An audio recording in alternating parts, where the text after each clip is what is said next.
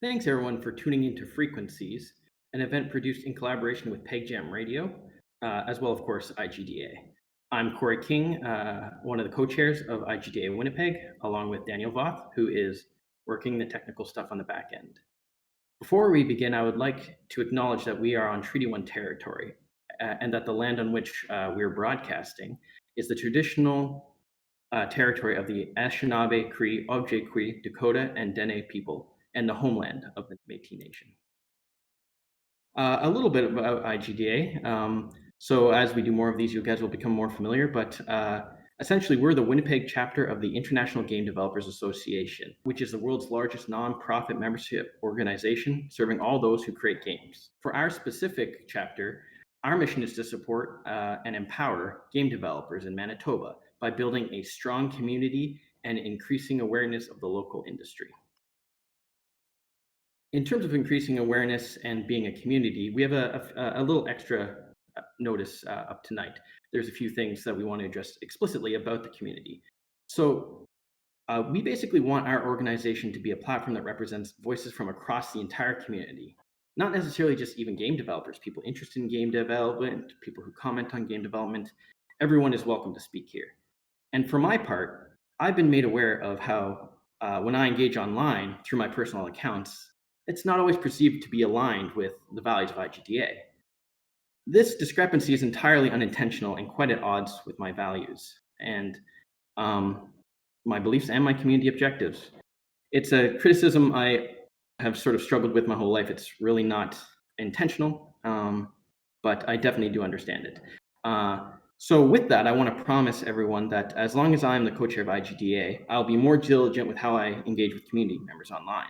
Ultimately, though, the goal here is not to make any of this about me. It's about making it about you, the community. That's why we're here, and that's why we want anybody who has a topic, an idea, a suggestion, anything, reach out to us. Send us an email at igdawinnipeg@gmail.com. You know, these couple of events have been what we've put together so far, but we do not think that this necessarily represents the, swath of all the things we could talk about. When it comes to events, we have one that's not an IGDA event, but Lunham Dare, which is coming up very, very soon, Friday, October 2nd and October 5th. PegJam, which is also run by Daniel Voth, is going to be presenting it. Details are fast coming and fast approaching, but if you're interested in that, we suggest you visit pegjam.com/LD47 for Lunham Dare. And this is going to be a great event. It's a great event every single year, and check it out when you get a chance. So from here, I'm going to mostly be spending my time in the Twitch stream there collecting questions. At the end of the show, there's actually going to be a roundtable with all of our speakers. And the way we're going to handle that is, as you have a question, you'll put it in the stream. I'll collect it up and make sure that Julian, the host of the show, has all those questions. So sure, send them on. Without further ado, though, I'm going to hand this over to the PegJam Radio curator, Julian Beutel, who will be the host for the remainder of the evening. I sincerely hope everyone enjoys Frequencies. Any feedback about the show or anything else, we of course welcome. And at this point, you'll have Julian. Good evening, everyone, and welcome to Frequencies. Thank you for tuning in. We are tremendously excited to bring you an evening of game audio exploration, insights, and perspectives from 4 local experts. My name is Julian Beutel, and I'll be your host tonight. I'm a composer and sound designer here in Winnipeg, and I'm also the curator of PegJam Radio. PegJam Radio is a bi-weekly SoundCloud playlist of original music populated by members of the Manitoba game development community. And you actually heard some of the submissions while we were waiting for the event to start. We started PegJam Radio in December of 2019 with the goal to promote and showcase Manitoba game audio talent and create a community between like-minded creators. If you'd like to contribute music to PegJam Radio, send me an email to pegjamradio@gmail.com or any of the other platforms listed on the slide there.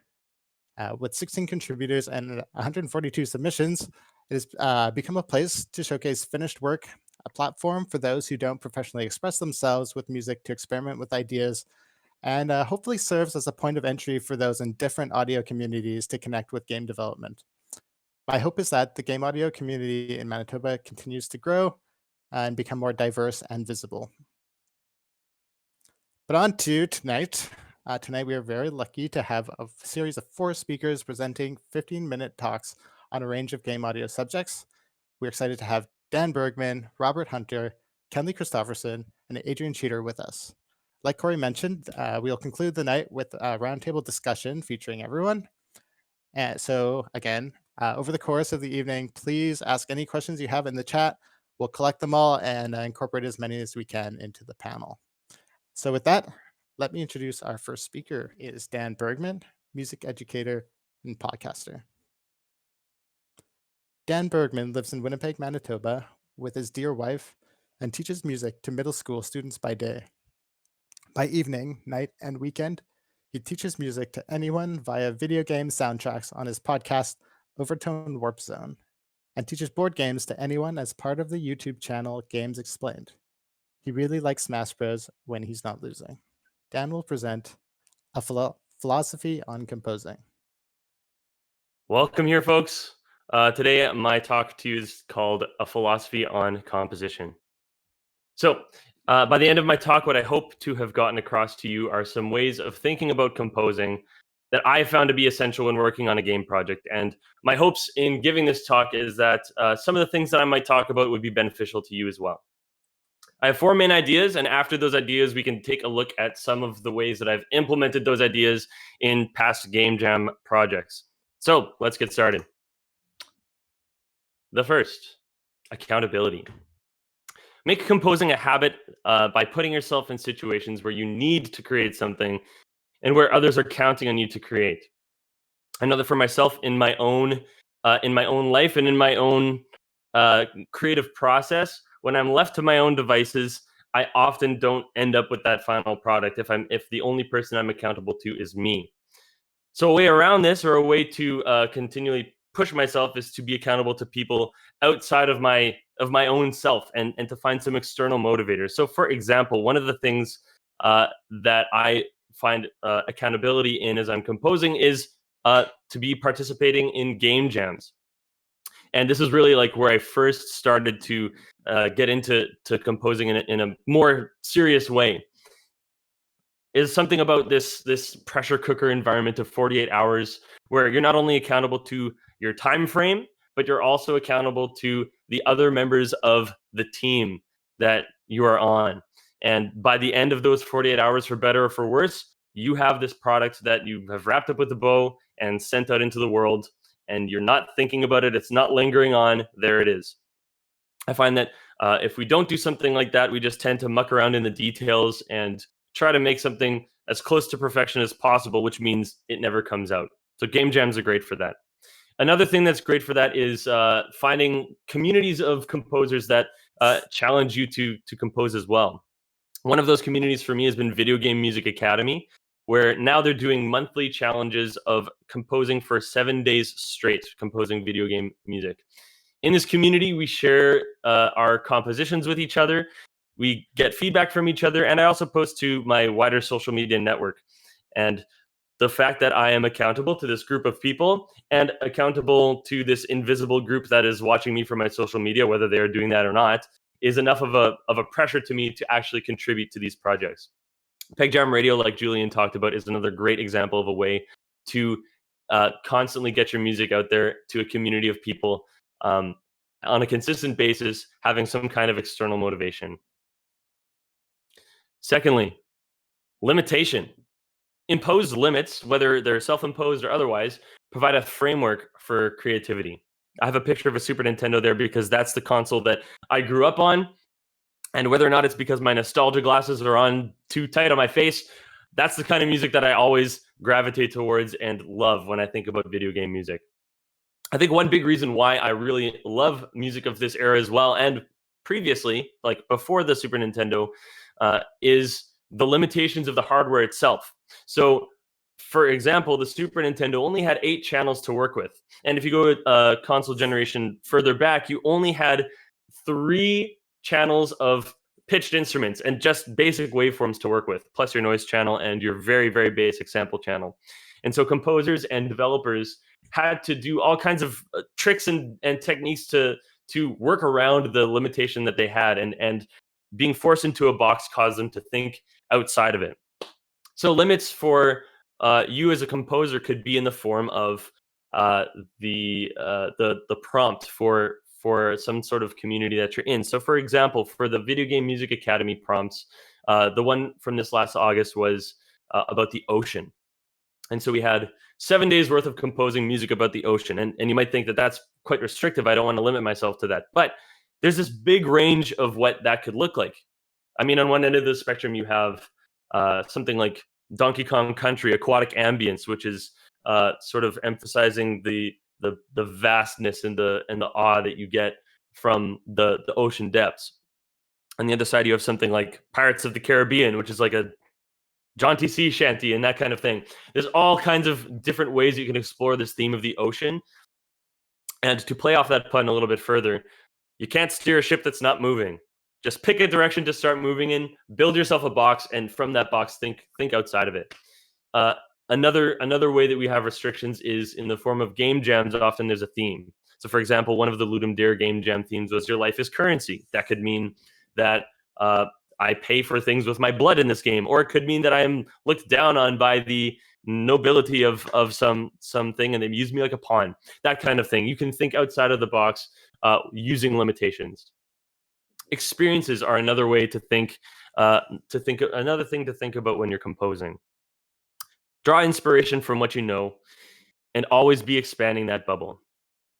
So, for example, you might have a wealth of experiences when it comes to music and music production and music theory, but always be expanding what you know as well. Try learning a new instrument, and you'll start to realize what some of the limitations are of that instrument and how to write for that instrument. Maybe immerse yourself in a different culture, or musical culture or otherwise, that you haven't been involved with before, and try and see what it's like from the eyes of someone in that culture, and try and think about how it would be to authentically make something in that idiom. Whenever you're consuming media of some kind, whether you're reading something or watching something or you're listening to something, try your best to expand outside of what you normally gravitate to so that you could get this wealth of experience. I find that when I'm composing something, I have different tidbits from things that I haven't thought about in like 15 years, maybe something that I hadn't talked about since like middle school band. Suddenly that idea comes to mind, and I think that's the perfect thing for this section of my game music. And it could be something outside of music too. It could be maybe you just took skydiving lessons and you know what it's like to have the wind rush past your ears at that kind of level. And maybe that's something that informs your compositional experience as well. So draw inspiration from what you know and always be expanding that bubble. The last thing that I think about when I am starting a composition is about story. And what I mean by that is I want to let the music itself tell a story to the player, whether that story be simple or complex, as long as it serves the game. So I've been thinking about ways that this might not be actually the perfect system to think about for composing for game music. Is there a situation where I wouldn't want to think about story? And I think to some degree, story should be in your mind in some way. Like I said, it could be a very simple story. For example, the plot of Metal Slug is not something that I've thought a lot about and that I don't think really exists, because the plot is really just there to prop up the fact that this is just an action-packed game from start to finish where you're running and gunning the whole time. On the other hand, you have a series like Metal Gear Solid where you have all these lines that represent what games are part of canon, what's not canon, what's debatably there, partial timelines, different scenarios. It's a very complex interweaving of different situations and a bunch of layers. And your music can tell similar stories. Maybe your music exists just to prop up the action of the scene in the game that you're composing for. Or maybe you know that there's some secret facet of the game's plot that's revealed during the scene where this music takes place. And so maybe you can find some way, use some tools in your music toolbox, take some themes from characters that are involved in this scene or even hinted at in this scene, and weave them in some way. So to recap, you have 4 things that I think about when I think about composition. Make yourself accountable to others. Limitation will breed creativity. Let your experiences inform your work, and tell a story with your music. Now, let's take a look at some examples from game jams that I have been a part of in the past. The first example I want to talk about is a game called Katsume. This is a game that was made in December 2017.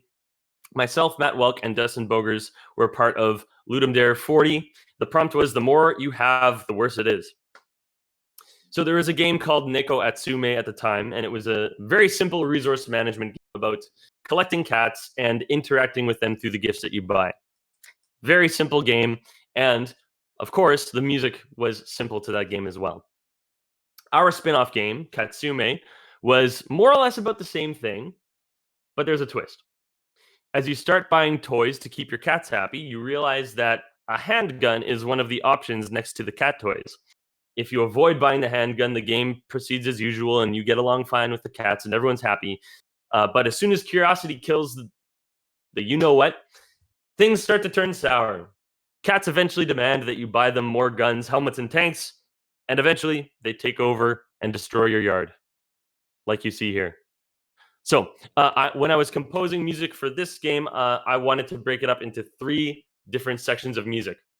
The first piece of music is when things are going fine. The cats are auspicious. They're nice to you. They're doing good things. And so what I was thinking of in making this music was, how am I able to portray a feeling of being relaxed? I ended up going with bossa nova kind of feel to try and emulate, elevator music or that kind of thing. And I also wanted to pick up on the mischievousness of cats as well, because they are mischievous creatures. So there are some times, this is my high-tech music displaying device on Melodica. So I'll play an example of something on the song. So there's a part of the song that goes to the 5 note and then back to the root note. And so it normally it might sound something like this. But to try and fit that mischievousness in there, I make a little bit of a clash with this chromatic dissonance here. So I go like this. So the cats are kind of messing with each other and making something a little bit dissonant. So listen for that, and I'll play you a little bit of a sample. Try and listen for that dissonance and that mischievous and that relaxedness.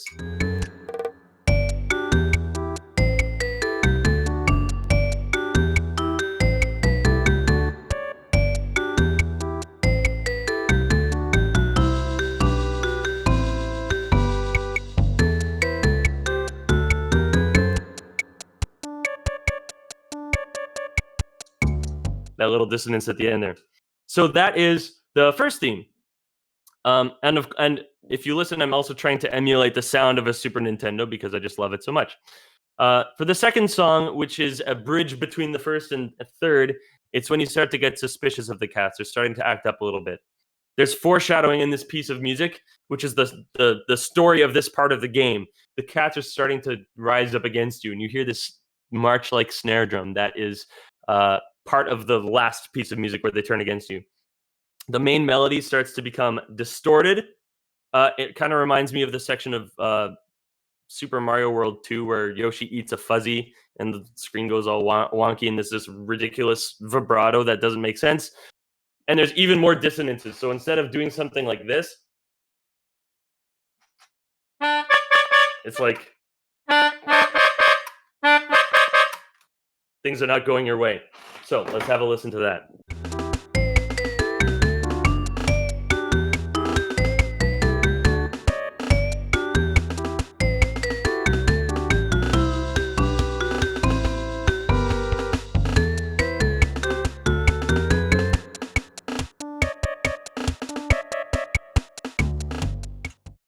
And so on.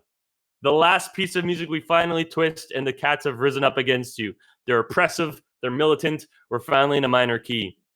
And this part kind of reminds me a little bit of like Kefka's theme from Final Fantasy VI, where it's some kind of march, but there's like some clowniness to it because they are cats after all. So here's a little bit of that last piece of music. It's the same melody, just in a minor key. The bossa nova's gone.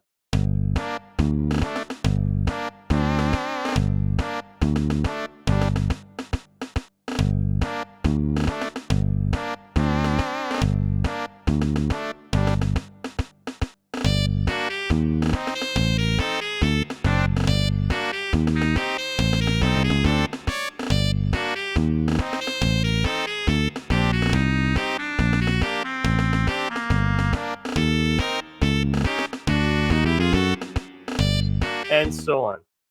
So that's Katsume. The story is that the cats start off nice, they start to get a little twisted, and eventually they rule over their owners. That's the first piece of music. The second that I want to talk to you about is Vignette. This is a game that I worked on with Dan Voth, and it's got some very amazingly beautiful art from a couple of people, from Christian Emil Miranda and Gabby Relador. And it was very inspiring for me as I was thinking about the music, was to look at this artwork and become inspired by it. So this is for Ludum Dare 43. What Dan wanted to do is make an interactive experience that could express the central idea of your life experience is a mix of positive and negative moments. While it's great to be happy, sometimes you won't be. It's important to reflect on this and be okay with it. Or to quote Robert Frost, as the game does once you complete it, in 3 words, I can sum up everything I've learned about life. It goes on. It's a pretty deep theme, and one thing that was exciting for me about this is that it wasn't a game where I needed to make dynamic music. This is a piece of music that would have a start and a finish. Great for telling a story. So I'm going to play this for you in chunks. The first chunk starts off with a film reel, and that's kind of like if you were to imagine, here's some of the beautiful art that's part of this game. Like incredible stuff, and great to be involved with is great. So here are the 5 main sections of my piece of music, how I'm telling a story from start to finish. The first section is a film reel.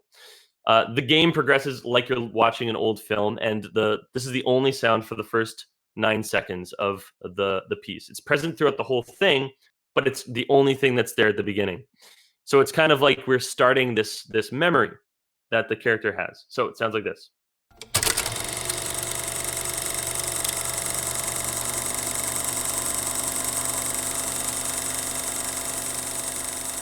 I've also started to get into this kick of adding sound effects as part of music, and I think it's a really great tool that we have as game musicians, especially. The second part of the song is when the first melody comes in, and it's in a minor key. It's distorted. It's got this bit crunching effect on it, and it constantly is. It's got this EQ that makes it sound like you're listening on it through a telephone, and it's looping itself. It's like you're replaying a memory over and over in your mind. In a minor key. Maybe you think about this one situation in your life where it's just like, there's nothing good that came out of this. This is so sad. And when I think about it, all I have are these negative emotions. And so this is what that melody sounds like.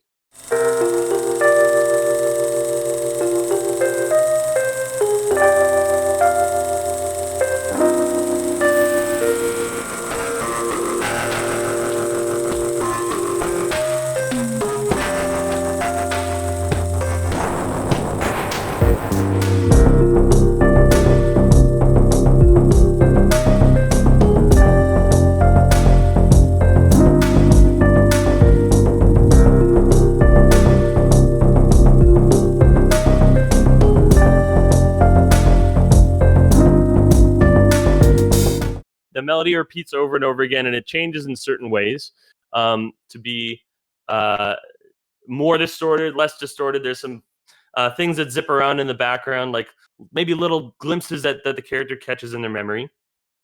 At one point, there's suddenly the stillness in the melody. It's been the same melody the whole time through until this point, about 1 minute and 20 seconds in.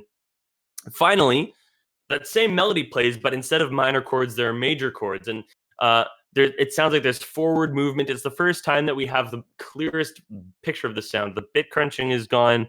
The EQ weirdness is gone eventually.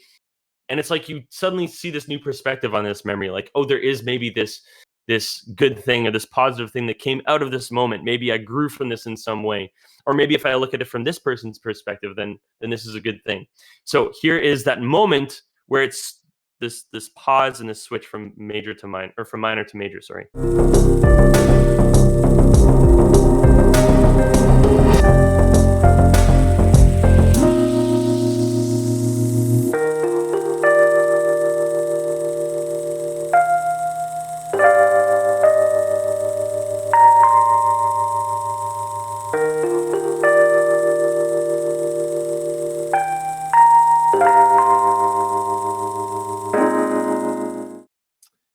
So now that you hear that melody in this new, clear, major way, the song continues and a new melody comes in and more instruments come in and there's a bigger sound. There's driving percussion as it moves forward. And what I see this as is a new appreciation for this memory that maybe the character didn't have previously, and this will that finally, now that I can see it this way, I can move forward from this.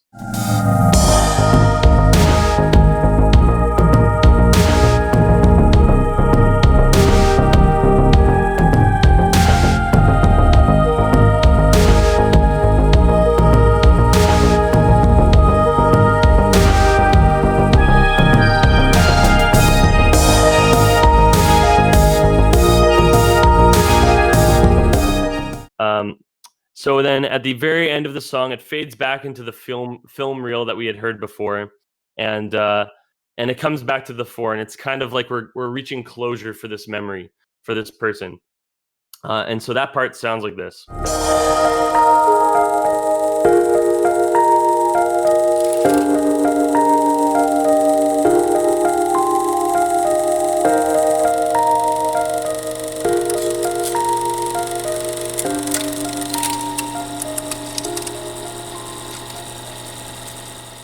So the music fades into the background, and the film reel comes back up, and then the film pauses. And this is kind of like, now I've got closure for this memory, and we can move on.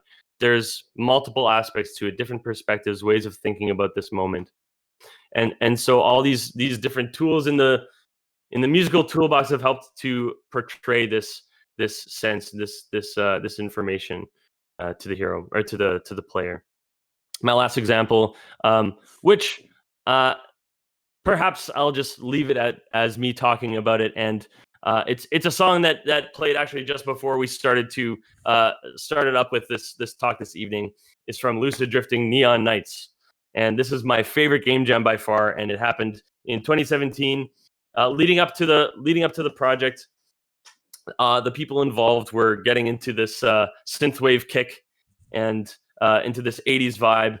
And me in particular, I was listening to the soundtrack to Kung Fury, which is this movie that just like is an exaggeration of 80s culture, and it's got this David Hasselhoff song, True Survivor, that's amazing.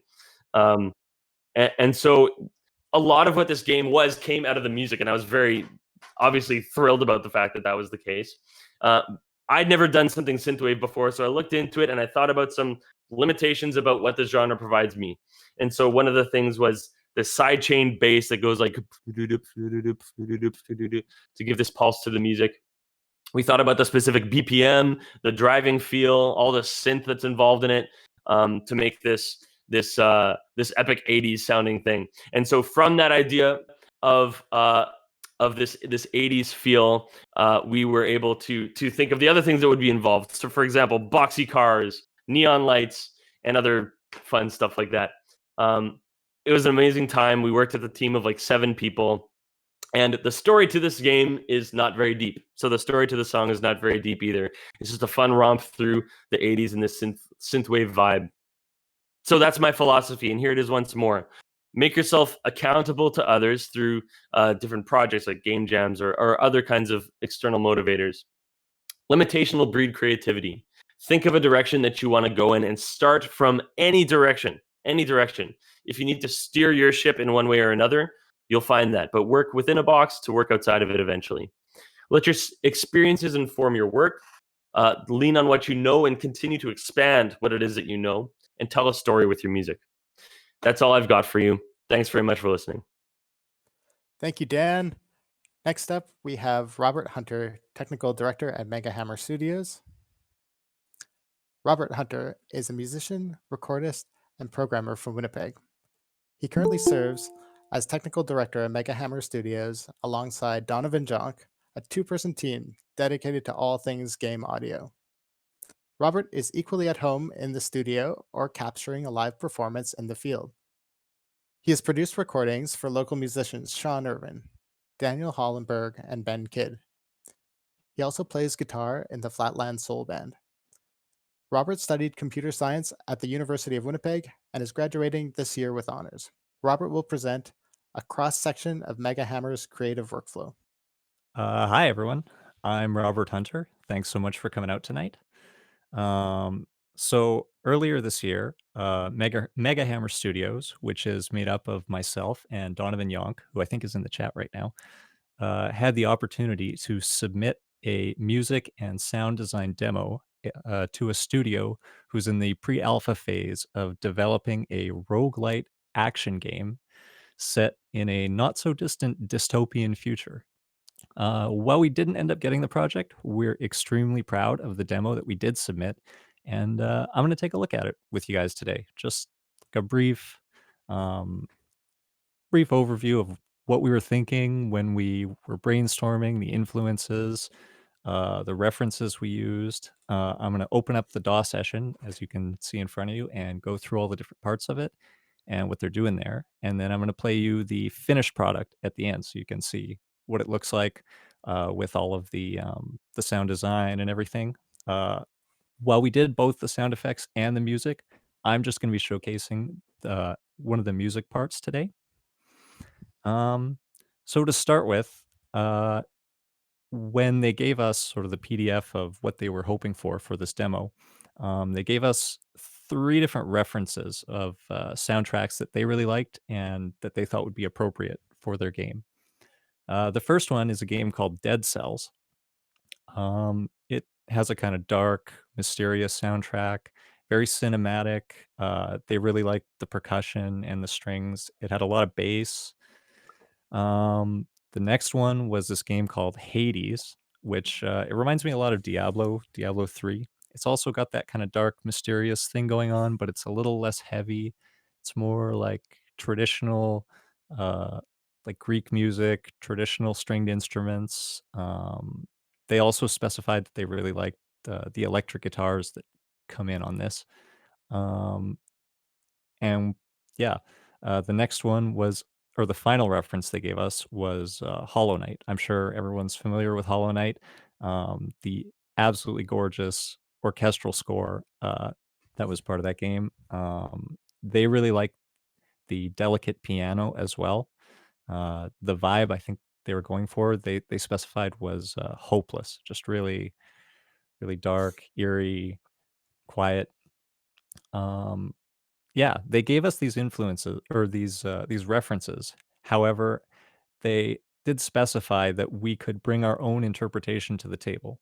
They didn't want a specific genre. They didn't need a specific genre. So we kind of we looked at that, and our impression of the game, which you can see on the screen in front of you, was that the orchestral stuff was cool, but it was maybe a little too pretty, a little too soft for how heavy and dark that the game that they're making was. We wanted to go maybe a little angrier, a little darker, a little more gritty, and I think a little more modern. Although we didn't want to throw out, all of the traditional strings and stuff as well. We wanted to incorporate that, but we wanted something really modern. As musicians, we knew a lot of the things that they were asking for were really great, really cool, but we we thought that some of them were maybe a little better on paper, and that in the context of this particular game, or at least from the clip that they had sent us, we wanted to sort of showcase something a little different, bring something a bit different to the table. To that end, we sort of between ourselves were discussing what kind of references we wanted to use that we thought would fit really well for this particular game. The first one that came up for me was a game that I'd been playing a lot at the time, and it's a game called Synthetic with a K. It's got big electronic drums. It's got analog synths. It's heavy. It's loud. It's great. It's the soundtrack is really cool. We wanted to sort of bring those elements in.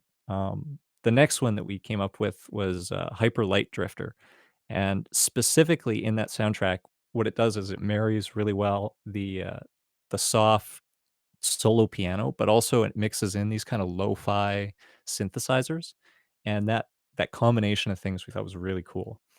And finally, actually, this one's a bit of a weird one. I don't know if anyone watched Twin Peaks: The Return.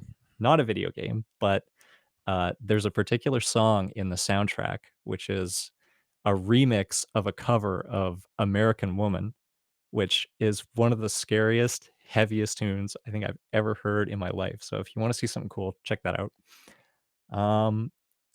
Yeah, those are sort of our main influences that we decided to go with. In just a second, I'm going to open up the whole session and let you guys see sort of where this started and where it went.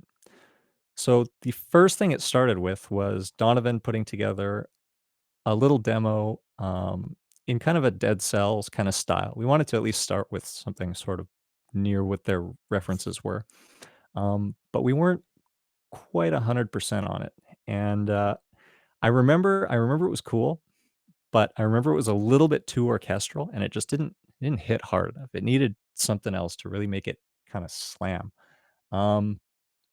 The next thing we did was Donovan added a bass line to this demo, and I was like, okay, this bass line is really cool. I don't know about the rest of the demo, but the bass line is super cool. It's kind of like a Porcupine Tree influenced analog synthy bass line that Donovan wrote on his Moog Minotaur, but still it wasn't quite hitting hard enough. So I asked him, I said, can you give it more attack? Can you cut the sustain down? Can you really make it feel heavy? And I'm going to play you what he came back to me with after that. It's this one here. You'll notice he actually sent me a lot of it because it's sort of him tweaking his analog synth through a bunch of different styles and feelings. But this is what he came back with. Oops.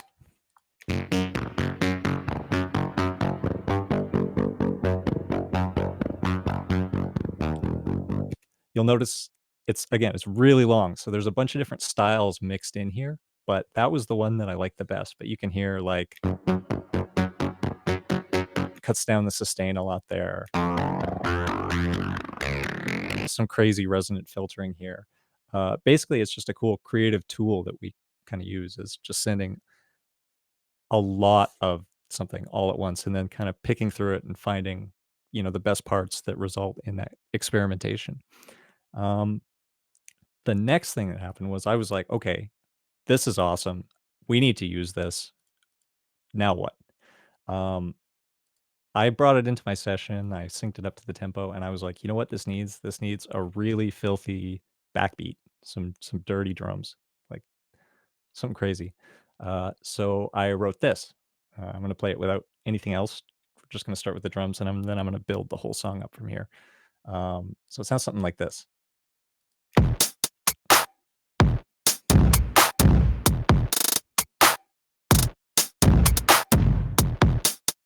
I hope that's not too loud for anyone. If I'm blowing anyone's ears out, like send me a text message or something. I don't know. I don't have a chat in front of me. Yeah, I thought that was cool. The two of them together sounded really cool. But I was still like, you know what? No, this needs more. This needs to be heavier. It needs to be meaner. It needs to be louder.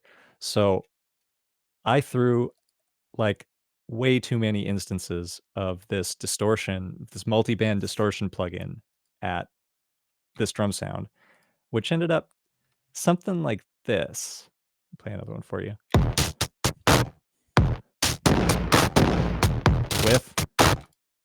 Without.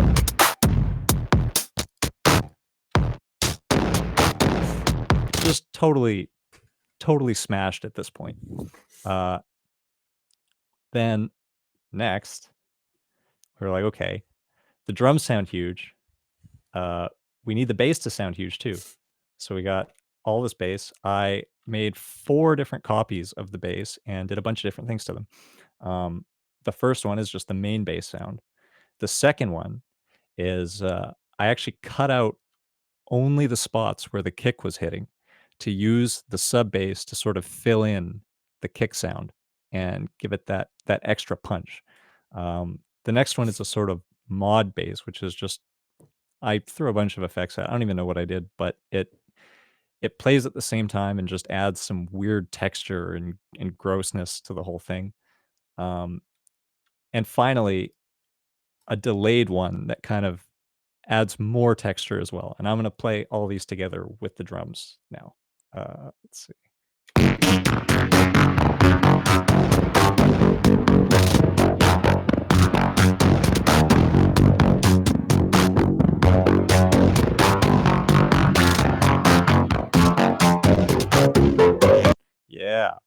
That's what we're talking about. We're getting that real gross bass, everything drums, just stuff going on. I need to turn the delays on too. Actually, I forgot to do that. So there's some stereo delays that are set to different times on each channel as well, which sound pretty cool. You can listen to them there. They just add sort of a glitchy, filtered percussion sound to the whole thing, which I think really works for the whole thing. And we had this, and we were like, okay, this is sweet, but we need more. We need like it's too gross now. It's gotten too gross at this point. We need to bring back this sort of prettiness, this clean, beautiful strings and sounds that they had talked about in their references. So while I was doing all this stuff, Donovan was writing a cool string part, and I'm going to play that for you now on its own, just to get a feel for how this sounds. This is just a stem of it, unfortunately, but it goes something like this.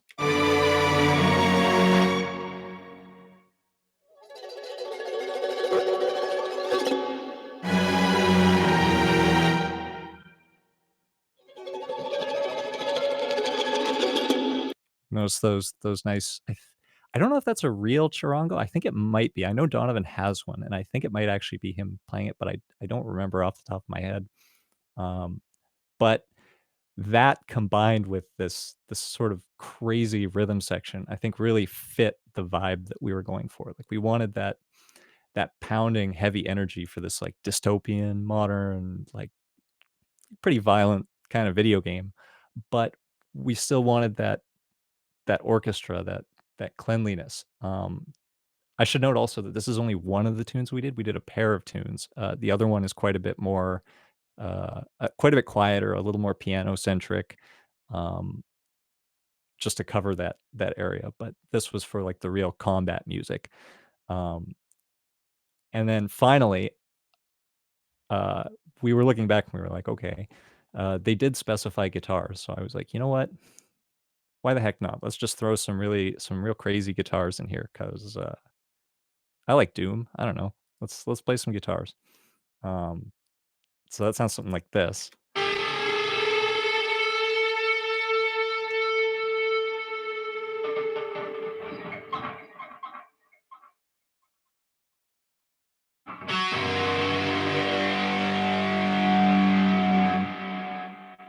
Yeah, just some screechy guitars. And I don't know, I think it turned out pretty cool. Finally, I'm going to play for you the finished product of this, like with the sound design we did. We did the sound design for the whole thing. I'm just gonna pull it up on the screen and full screen it, and hopefully it works. So you know what? No, that's too dangerous. I'm just gonna do it like this. Let's see, where are we? There we are. Perfect.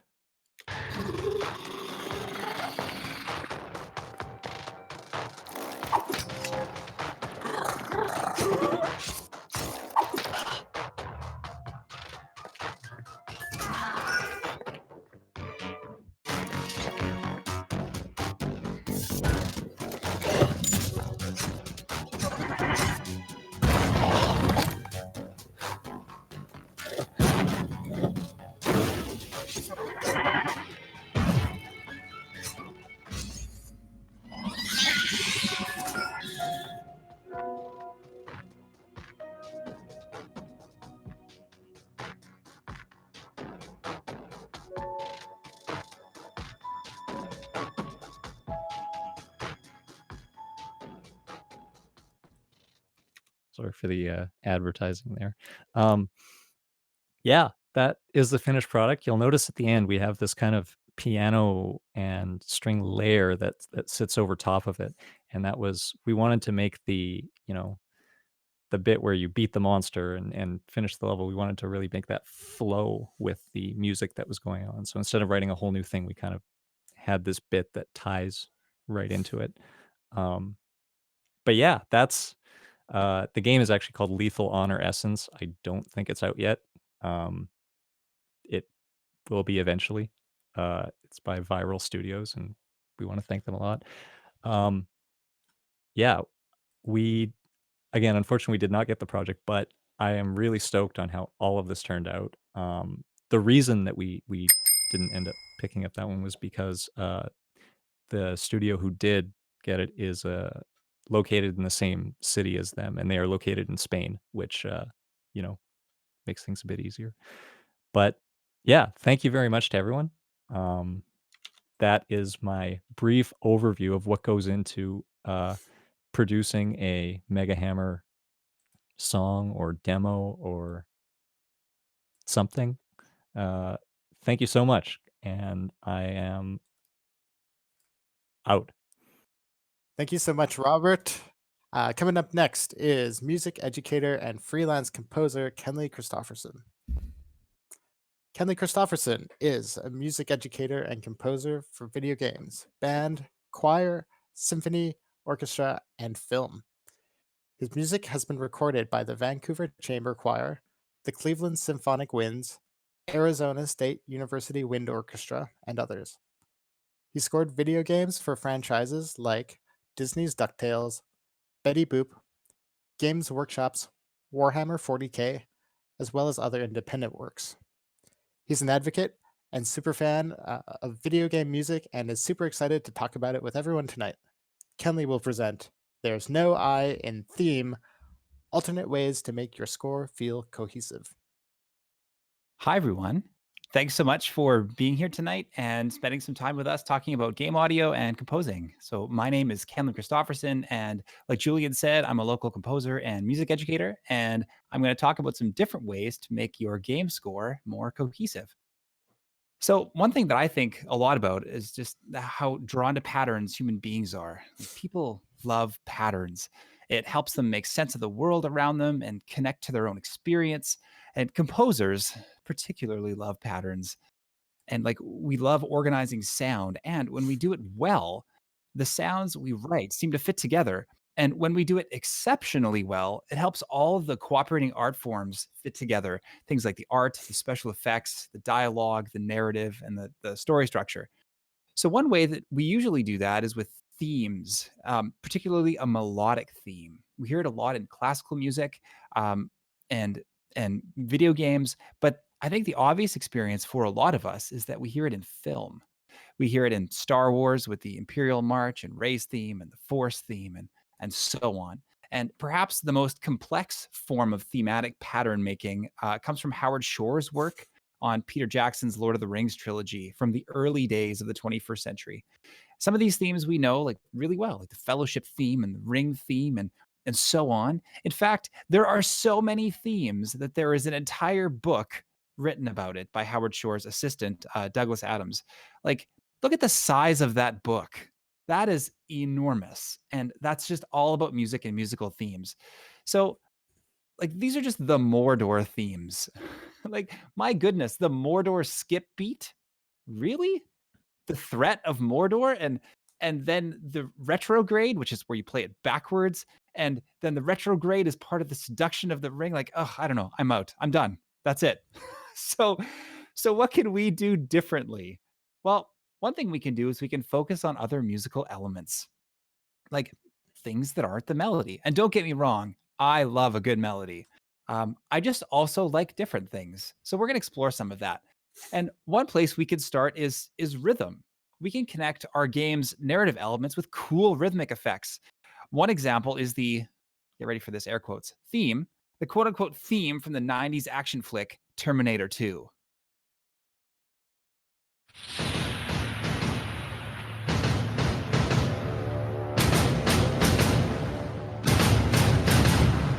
So there's actually a melody that plays after that, but it's really that rhythm that does the heavy lifting, this chugging mechanical rhythm that's so exciting. Another one that I love so much is Bear McCreary's Cylon theme from the Battlestar Galactica reboot. And it's just so exciting because he does things with rhythm, but there's another layer on top of that, which is what he does with meter. And it's not in 4/4 or 3/4 or anything like that. It's in It's in 7/8, which is 1, 2, 3, 4, 5, 6, 7, 1, 2, 3, 4, 5, 6, 7, which is super cool. But then just to get our real nerd on here, everybody, is that he actually breaks it down into groups of 3 and 2. So it's 1, 2, 3, 1, 2, 1, 2, 1, 2, 1, 2, 1, 2, 3, 1, 2, 3, 5, 6, 7. Sorry. Anyway, I'll just let you listen to it.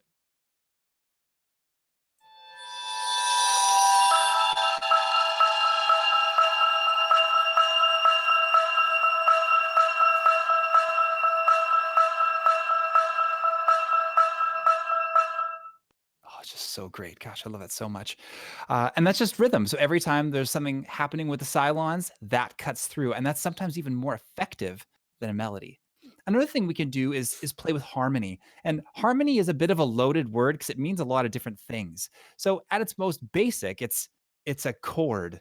So boing from Inception is a really great example of like one chord cutting through, because when I hear the word boing or the sound boing, first thought is Inception. So clearly Hans Zimmer did something right there because he's amazing. But it can also be more complex. So we think about the language of harmony and the kinds of chords that we use. Is the harmony something kind of like simpler pop music where it goes in a predictable direction where you know what's coming next? Or is it something more complex, maybe like jazz or modern or postmodern music? Does it come from a real place in the real world with a different harmonic tradition than our own, like different chord sounds and harmonic color? These are all good questions, but we're going to add one more layer on top of this. We're actually going to connect it to one other thing. And that's who's playing the chord. This is called orchestration. So because the sound has to be made by something. So which instruments are playing? Are they real instruments or are they synthesized? And are they real instruments being sampled or are they totally electronically conceived instruments? And how are these sounds engineered? Why does one violin sound different from another one, even if they're played by the same person? Well, there's someone behind the proverbial glass to help out with that. And because I'm a teacher, I like doing fun activities. So get ready, everybody. Here comes a fun activity. I'm going to play the opening chord to a piece of video game music. And if you know what it is, I would like you to yell it out in text in the chat. I'll play it 3 times, then I'll give you a longer hint at the end. I tried to use some pretty big scores, so they shouldn't be too obscure. Here is number 1. Example 1.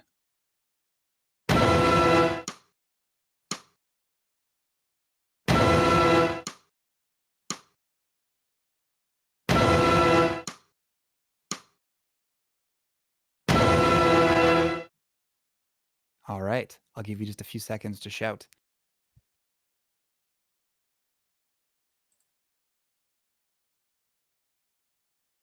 Good guess, Matt. Great, it's not Batman. Excellent guess, though. Okay, we're going to move on in 5, 4, 3, 2, 1.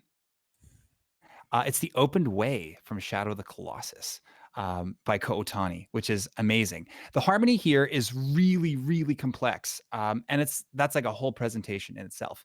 But we have a recording producer. There we go. We have a recording producer. We have a music producer. We have a recording director. So there are some people behind the glass that make this really harmonic color into something so unique and so special. Like there's a team to make this orchestra sound the way that it does. Another reason is the orchestration, which is literally who is playing these parts. So there are 2 groups comprising the string section, but the rest of the winds and brass are pared down, except maybe the trombones, which is great idea. You should keep the trombones at full strength. Most orchestras have double winds, meaning there's 2 of each instrument. But there are 2 flutes, but there's kind of 1 of everything else. 1 clarinet, 1 oboe, 1 bassoon, only 2 trumpets, and so on. So by changing the number of people in the orchestra, you change the color and the sound. Who is ready for example 2? Here we go.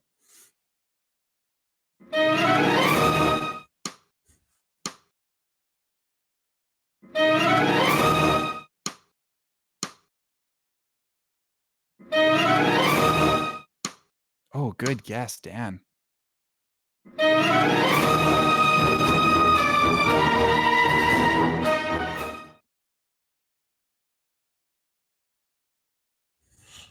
Oh, these are all good guesses. Aladdin is also a good guess. Wow, look at all these Aladdins at the same time. We're gonna skip ahead to the solution, which is Grim Fandango, classic score from the '90s by Peter McConnell, and one of my favorites. So it's the title track. It plays at the opening of the game. It's played by the Melbourne Symphony Orchestra. We're doing the remastered version, and like this score is it's so amazing. And I did a whole episode of my video game music YouTube show, Into the Score, like my name in the chat, and that's about that. And the game is influenced so much by South American music. So I'm just getting my notes in order here. But actually, its primary influence is film noir. So the Maltese Falcon, Double Indemnity, and more, and all of those. So one of the reasons it sounds the way that it sounds is because it's mixed to be drawing from that early 20th century orchestra sound, but with the clarity of 21st century recording technology, which is pretty rad, I should say. I mean, the writing is amazing, the performances are stellar, but the engineers are one of the reasons why the game sounds the way that it does. Who's ready for example 3?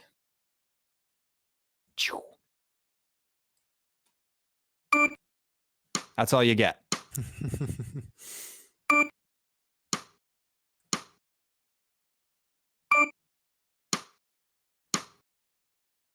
Isn't that?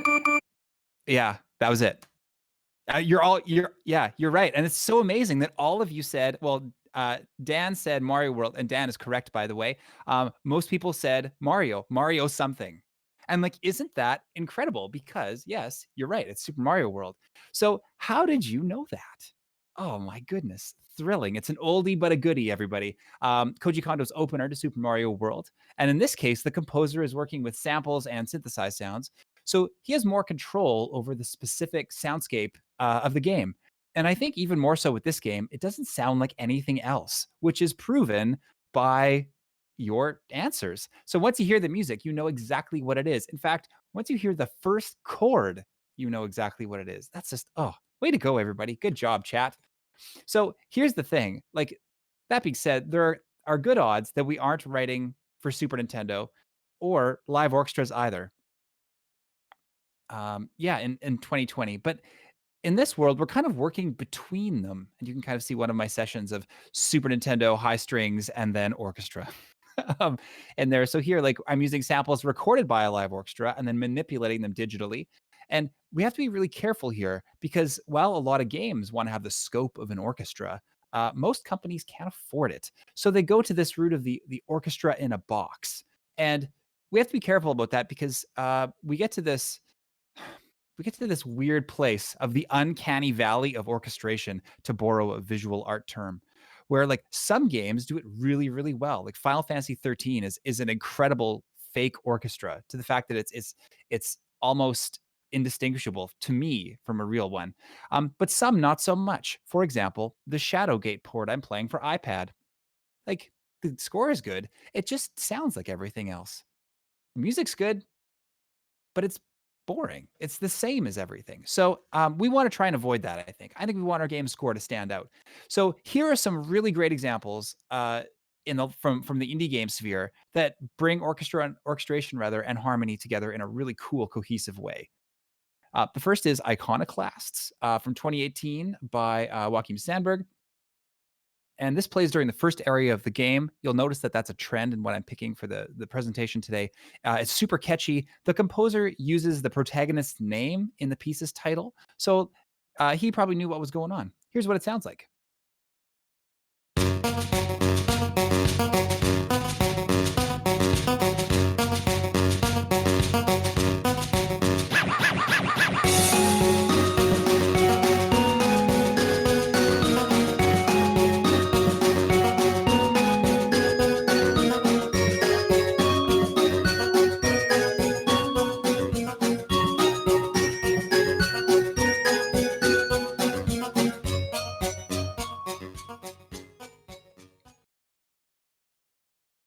Awesome. Yeah. The next one we're going to tackle is The Empty Space Above from Celeste 2018, pretty recent, by Lena Raine. And this piece opens the game again, right? Trend. And it really connects to what the game is about on a deep level, like a deep narrative, emotional level.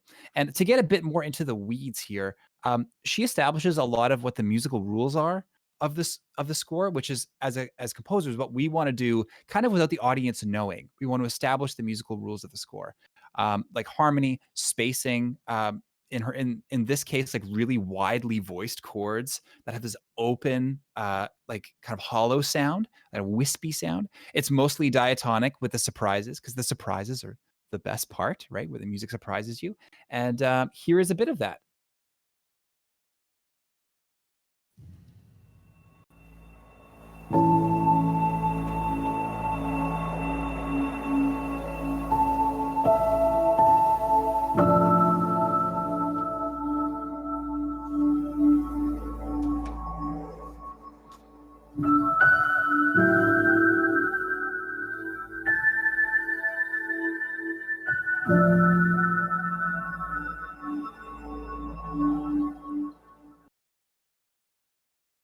My goodness, that is just so beautiful. Okay, next on our list, Banner Saga. Oh, with a picture of Iconoclasts for some reason. Sorry about that, everybody. Banner Saga from 2014. So we're getting a little further back in time. Written by Austin Wintory. So you might be thinking, didn't he write Journey? And doesn't Journey do all the things that you're talking about? And to that I say, yes. Yes, it does. But Banner Saga does this one really interesting thing with this orchestration that I want to bring it out. It actually kind of takes the orchestration formula and then flips it. So like the previous examples, this plays early on in the game, establishes some of the musical rules of the score. And if you know the Viking-inspired tactical game with the art direction that's very akin to like early Disney, Sleeping Beauty, and Snow White and all that, you expect this like sweeping orchestral string score, but then he doesn't give you any strings. He gives you the winds. So there's no core orchestra here, which is so brilliant. Oh my goodness. So what do we get? Well, we get a lot of amazing brass. We get lots of great woodwind colors. It's performed by the legendary Dallas Winds and conducted by Dr. Jerry Junkin, who in my field of like wind band is a legend. So here's what it sounds like. Note, no strings.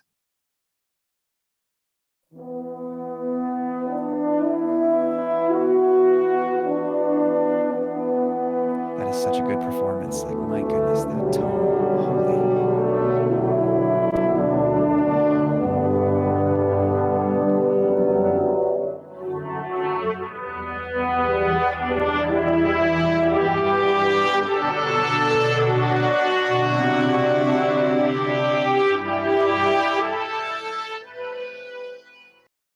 Goodness, like that performance. Oh, that is like incredible.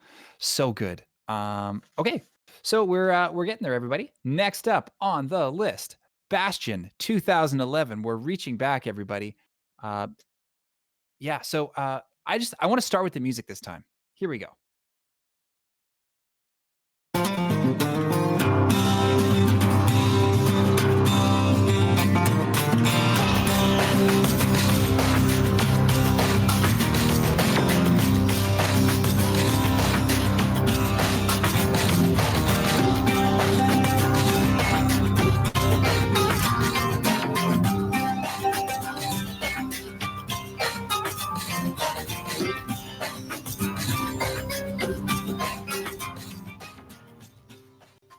Amazing. Yeah. So 2011 is a little bit ago now. And so the score is showing a little bit of its age with break beats and like that kind of synthesized sound. But the orchestration in this game is so incredible. Like this game sounds like no other. And every track is unique, but it still coheres and expands on the one that came before. It's like a totally colossal game score. And Darren Korb is just a brilliant composer, like Transistor and his other work too. My goodness. So our last example of the presentation comes from one of my favorites, Sword and Sorcery, also 2011. 2011 was like a huge year for game audio. So here we go. Here's the example.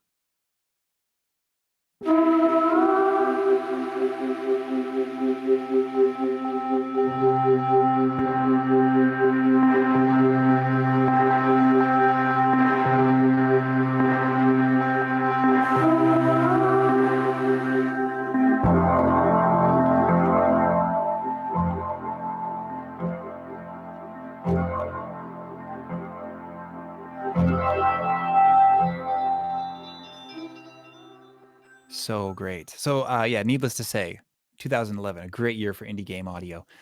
Jim Guthrie's lo-fi score to Sword and Sorcery it's really just one of the greats. It's incredible. And this whole sequence in the game where Ballad of the Space Babies plays focuses on music and clicking or pointing or touching, depending on what version you're playing. Is this totally interactive, like sonic experience that ties in with the narrative.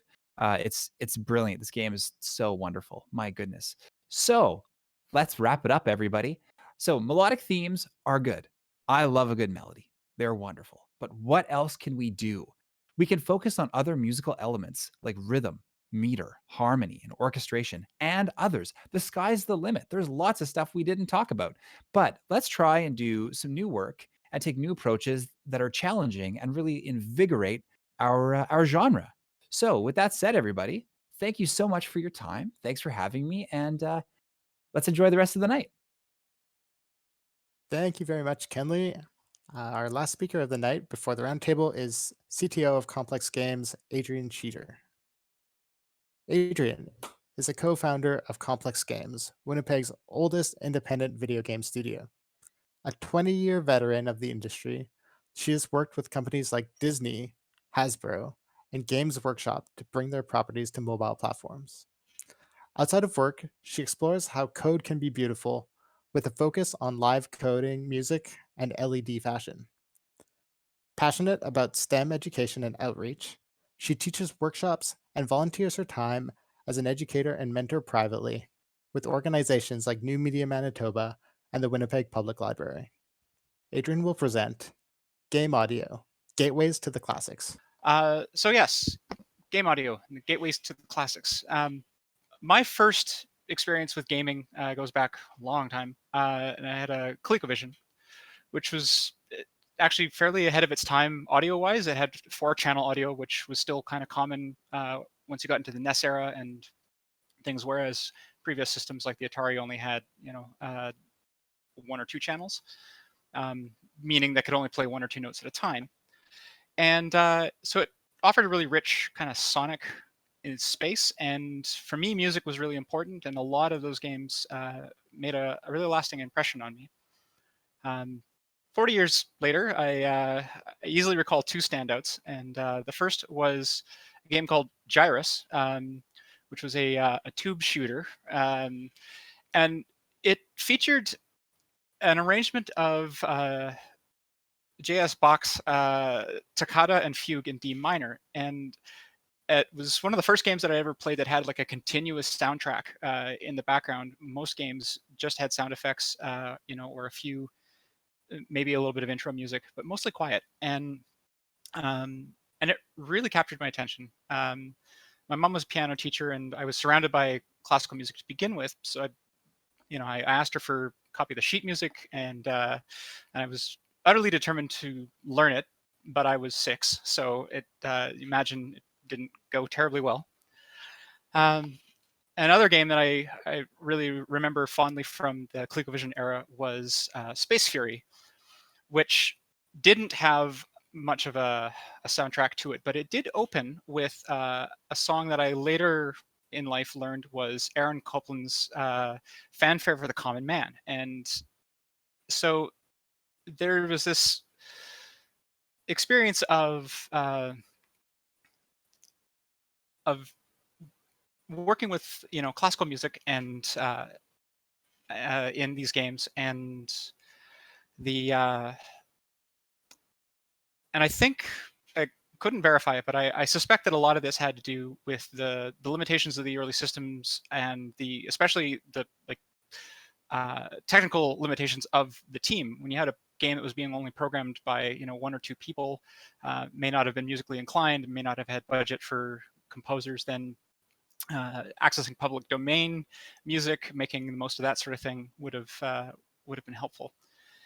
By the time I got my family got an Amiga, and I'd been exposed to a couple of other games that included works from Vivaldi and Debussy, and it was just, classical music was throughout my gaming experience. But the one that really towers above the rest, which is going to be the bulk of this talk, is a game a masterpiece of writing, graphics, and very intentional use of music.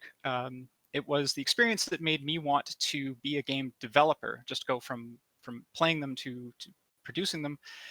And it was my rabbit hole into the performing arts. So released in 1990, this is LucasArts' Loom. And Brian Moriarty, the game's designer, cited a long-standing love of Tchaikovsky's Swan Lake as the obvious choice for the game's soundtrack. And I got to meet him in 1995 at GDC when he presented a classic postmortem on the 25th anniversary of Loom's release. And I arrived early because I needed to fangirl over this experience, and I got a chance to talk to him. And I told him that, Loom was hugely influential on me as a game developer. It was why I got into the industry. And without a whole lot of enthusiasm, he was like, yeah, I hear that a lot. But then I mentioned that Loom was also my first real introduction to the music of Swan Lake. And it was one that prompted me to seek out the rest of the score, which I fell in love with. And then I found out there was a ballet, and I went to go see that, and I fell in love with ballet. And then and in fact, actually at that time, the next day I was leaving GDC early to go back to Winnipeg because my then also 6-year-old son, who had been dancing with the RWB since he was 2, they were doing Swan Lake in 1995. And so we were going to go catch a matinee performance. And he stopped for a moment, and he told me that was actually the first time that anyone had said anything like that to him. Nobody had really gotten drawn into music through his game, but it clearly meant a lot to him. So Loom now celebrates its 30th anniversary, and I wanted to use this as an opportunity to present my take on the music of Loom, the selections made for its themes, and why I think they're so effective. There's some spoilers ahead. It is a 30-year-old game, of course, and it's worth experiencing cold. So I'm sorry if this ruins some of it, but I don't think you're going to see too much in terms of like plot and stuff. There's still lots to explore and lots of things to enjoy. So at its heart, Loom is a game about music. You play Bobbin Threadbare, who is of the Guild of Weavers, and in the world of Loom, weavers weave more than cloth. They also use sound and light to shape the fabric of reality. So they are kind of wizards, but not quite. And the fabric of reality they refer to as the pattern. So throughout the game, Bobbin learns these 4-note spells or drafts from the environment and uses them to solve puzzles and advance through the game. And at various points, new notes are unlocked on his distaff, which grants him the ability to weave new spells that he may have learned earlier in the game. And most of the drafts can be played in the opposite order that you learn them to create a spell of the reverse effect. So a draft of sleep can become a draft of waking, for example. But then there are a few key drafts in the game that are also palindromes, so they don't have a way to be reversed. So Loom chooses 7 pieces of music from the whole of the Swan Lake score, and I think it does so very effectively. The game's mostly silent except for these moments, and so they punctuate these key moments of the story, and they serve as introductory themes to the guilds. And so so in preparing this talk, I got a chance to dive into the ballet more, and really became very apparent how lovingly these pieces were chosen. And not only that, but how the movements of them, the ballet and the game's themes, are all very tightly intertwined. So Loom opens with a nighttime sea, and the first thing we hear is the first movement of Act 1, Scene 4, and it has these sweeping arpeggios and this very warm melody as the game pans to Loom Island as a prelude. And then the tune turns minor and melancholy as we meet Bobbin, and we learn that it's the dawn of his 17th birthday, and he's been summoned by the elders. And this is a tune that has swells to a tension point and resolves before going back to that major melody and then back to the minor. And then it ends with this sort of trill. It's like a bit of a bird call because it's, the sun's coming up and whatnot. This game also, that musical arc kind of also foreshadows the story. So I'm gonna just play this for you really quick. And yeah, so this is the first thing that you encounter booting up the game. And at 8, this really grabbed my attention.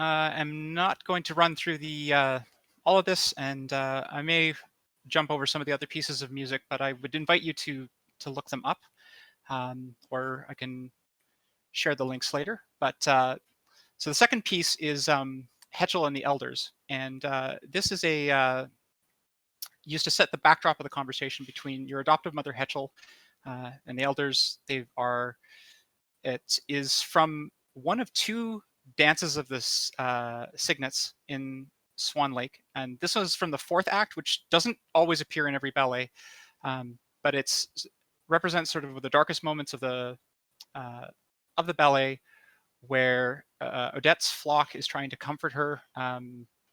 There was a betrayal, and this curse that she's been living under. It looks like it's never going to get broken, and so it has this call and response.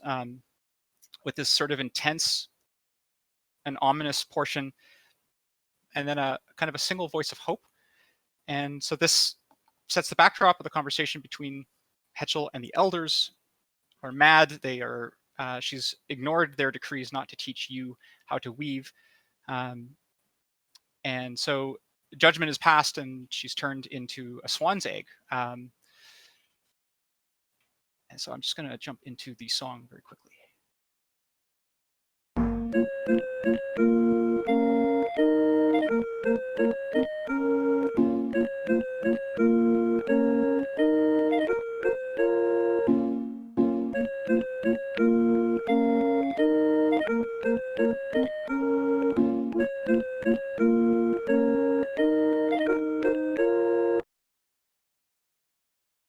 There's a bit of a load. Amigas were disk driven.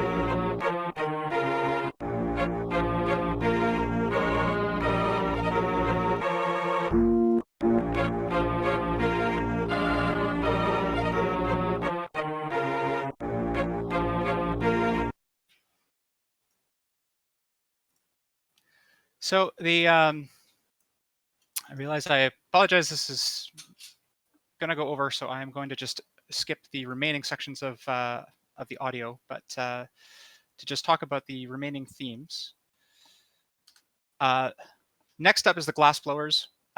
This is the second dance of the Cygnets that appears in the earlier part of the ballet when Siegfried first meets the swans.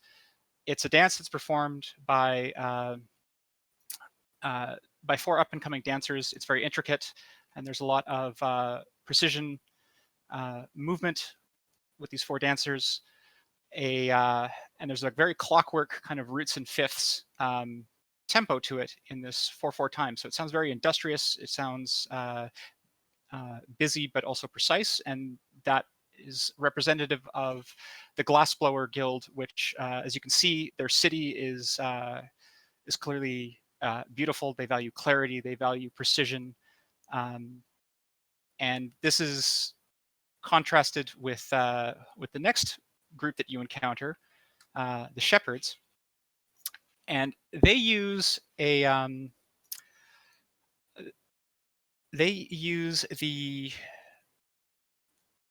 piece comes a little bit later in the ballet. And it's a really nice choice because it serves actually two purposes.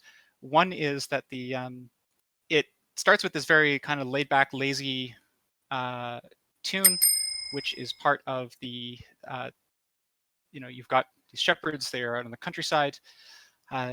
You find out that they're being terrorized by a dragon that is killing the sheep that they are trying to raise and sell to a buyer. They had hired a wizard, which they presume you to be. So you go out into the field to see if you can do something. And in casting a dying spell, you transform all the sheep green. And then the dragon shows up, and since you're the only thing that stands out in the field anymore, she picks you up, thinking that you are a sheep. And this switches to at this point in the song, in the ballet, it switches to this up tempo thing because the jester is part of this scene, who is Siegfried, the hero's mentor, has fallen asleep drunk at this party for Siegfried's 21st birthday, and the jester comes in, decides to mess with him, brings him out and gets him dancing with a couple of women fairly drunkenly, plays with him, gets him off stage, and then proceeds to steal the spotlight by doing this performing 32 fouettes in a row, which is this sort of spinning top move while the intensity of the music picks up. And that is used to create this sort of comedic moment in Loom, with the dragon swooping in, grabbing you, and flying off to a volcano and summarily dropping you into her lair. After escaping this, you then encounter the blacksmiths. They are using the fourth movement from Act 1, Scene 4, which shows up in a few other places. And this one is Siegfried doing a very animated and explosive dance. There's a lot of leaps and bounds. And it's in 3/4 time, as opposed to the Glassmakers and most of the other pieces that are in 4/4. And in doing so, it works with the hammer strikes and this power of, still industrious, different guild, but has that the strong, weak, as each of the as the hammers come down and you're walking through all these blacksmiths that are busy making swords. The second last theme that we encounter in the game is when you meet the clerics. Now, Bishop Mandible is he's this shadowy figure who's been orchestrating all of these events. He's the one who has requested the sheep. He's the one who's requested the swords from the glassmaker. He has been requesting these scrying spheres that help him to see the future. And what his intent is to raise an army of the undead.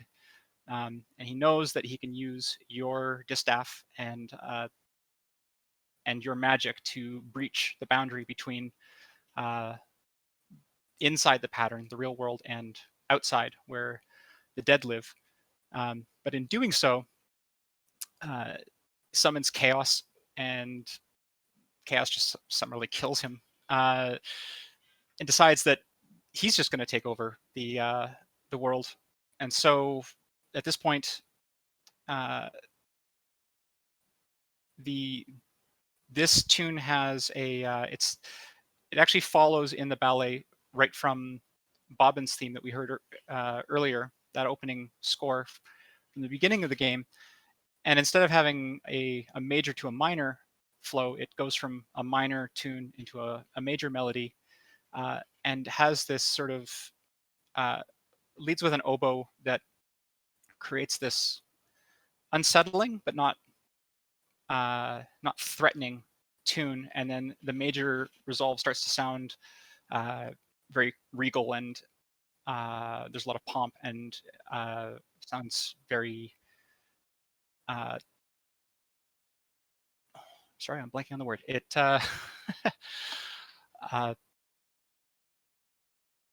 sounds very churchy. So the so moving into the final scene is the final battle with chaos. This pulls from what this would be the point where you would hear the first thing that sounds actually like familiar music from Swan Lake, except that it sounds minor and frantic. And this is actually von Rothbart's theme, the evil sorcerer who has imprisoned Odette, and it's used to set the battle between you and Chaos, where Hetchel has shown up to help distract him while you are while trying to teach you the draft that will unmake the loom. So these 7 themes are really expertly chosen, and it's always been impossible for me to not relive this game anytime I take in a presentation of the ballet. And it's always been kind of a pleasure to think that I might be one of the few people that is sort of seeing this music in 2 ways, the way that it's being presented on stage in that moment, and then what it meant in the game at the time. So I'm sort of forever grateful for Brian for using this game to turn my attention to the magic of ballet and the symphony. Game music is its very own special art form, but games can also serve as introductions to art history, and that is something that is truly magical. Okay, thank you so much, Adrian. And I just, well, we're just getting ready for the roundtable now, so it'll just be a few minutes. I just want to thank our speakers for giving their time and preparation and getting ready for tonight. I know it's a lot of work getting this stuff together, but one of my favorite things about events like these are that you get such a wide range of ideas, of thinkers and backgrounds and perspectives that my favorite thing is learning about what everyone's going to talk about and just the specific moments of people's experience that inspire them to form a talk like this. So actually, we're getting pretty close to being ready. So I think we might just transition over to the roundtable and then just keep firing up your questions. We're getting pretty full, but hey, the more the merrier, and we'll see what we can do. See you over at the roundtable. Okay, hello everyone, and we're at the panel discussion with our 4 speakers. We have Robert Hunter, Daniel Bergman, Adrian Cheater, Kenley Kristofferson, all here after their wonderful talks. And we have loaded questions from the audience. So we're going to go around and ask some questions to the group. So one thing that really struck me over the talk was kind of everyone's background with music and everyone's background with audio, both as a consumer, listener, and as a producer. And Flighty Felon asked a great question that's like tangentially, it started as a nugget, but I'm just going to blow it wide open and kick this off like this. And she asked the question to Dan during his talk saying, was the song that you wrote, I think it was for your game jam with Christian and Daniel Voth, was that song inspired by a specific memory that you had? And I'm going to blow this way wide open because we're all creators and say, how do you relate to the term inspiration? And how do you channel into like a tangible product? Like, how do you go from that moment of aha and thinking about like, is something achievable? Is this worth my time? Will it be cool? Is it valid? And just given our own backgrounds, I wonder if anyone has thoughts on that. Yeah, I think so. For me, for that particular song, I'm thinking about what I might have drawn inspiration from myself. I think like I know that I have tendencies to just roll over situations in my head, and then they might not be big situations. It might just be little embarrassing things that I've done or whatever. And that's kind of like if I just ruminate on it and sit on it, then I every time I think back, it's like clouded by that negativity. That's kind of what I was drawing from when I was writing that particular piece. And I think really it is just the more little tricks that you know about turning turning something intangible like that into something tangible, like something so tangible as notes on a paper or in a score, like finding the ways to make that happen. And so it's I think part of it a lot is playing with expectations of listeners too. Like, you know, people know that minor is sad and major is happy, but like there's other ways that you can mess with that and mix them together and stack chord extensions that have some minor elements and some major elements and twist it together. Play with expectations of resolutions, tension, and all this stuff to find those complex emotions or other ways of expressing not just emotions but ideas and other things in general as well. Cool. Can I jump in after that if that's okay? Mm-hmm. Yeah. I agree totally, Dan. Like as time passes and we all get older in our life, we have to kind of keep our finger on the pulse for a lot of different kind of musical styles, and like exposing ourselves to so much different kinds of music, or so many different kinds of music, and also like the rep, like you have to kind of know what you're talking about in terms of games. Because I mean, like when I've done work for a game, there's often, like they want it to be like this film and like this game. Oh, there's going to be a delay. They like this film, like this game, like this album, like this, and like all these different things. So you have to have a big wheelhouse. And then I'm sure, I don't want to speak for everyone, but I know like for me, my workshop is always going in my head of how do they make that sound? What is that sound? How do they do it? And how do I incorporate that? So like when I have inspiration, I need to make sure that I know kind of what pocket to put it in, if that makes sense. Can anyone chime in on that? Yeah, for me, part of it is like the music production side of it. Like there's a lot of different kinds of like timbres and things that I try and achieve, and in a lot of ways I'm not sure how to do that. And yeah, see, what were you? So anyway, it's like, so I always have like a second monitor with YouTube open, Googling like how do I do this, and I'm like trying to describe these things that I don't know what they are. Like, and I learn so much every single time I work on a new project. Like my mind is blown away. Anyway, sorry, go ahead, Robert. No, that's fine. See, me, it's funny that you say that, because I come at it from like totally the opposite perspective, because I do play music and I do write music, but my expertise, I think, is more in production and like creating textures. And when I'm listening to something, I'm having that exact same like train of thought of like, oh, how are they making this? How are they doing this? But I'm thinking of that from a production standpoint rather than from a composition standpoint. And it's just it's like almost impossible to turn off. And sometimes it's like it's a problem in a way, because it can be distracting when you're trying to focus on what the actual, the whole rather than just individual pieces. But yeah, I just thought that was funny that we sort of come from totally opposite directions on that. Yeah. I mean, I'm not a composer, so I play around with audio design and experimenting with Sonic Pi. And so for me, it's been the last couple of years have been a real deep dive into the physics of music and how tones are shaped and whatnot. So, like with Kenley saying, when I hear things, I have also those moments of like, how does that work and how do they do that? But I'm thinking about it in terms of like, what are the, think about the timbres, right? And how the voices are composed, and what filters, what effects are required to kind of get that particular sound, that I can play with it later and experiment in just my own hobbyist music. Mm-hmm. Julian, can we flip that back to you? Sure. I wasn't expecting this. Yeah, I find the word inspiration like kind of a challenging, like enormous topics, and I find it always really imposing.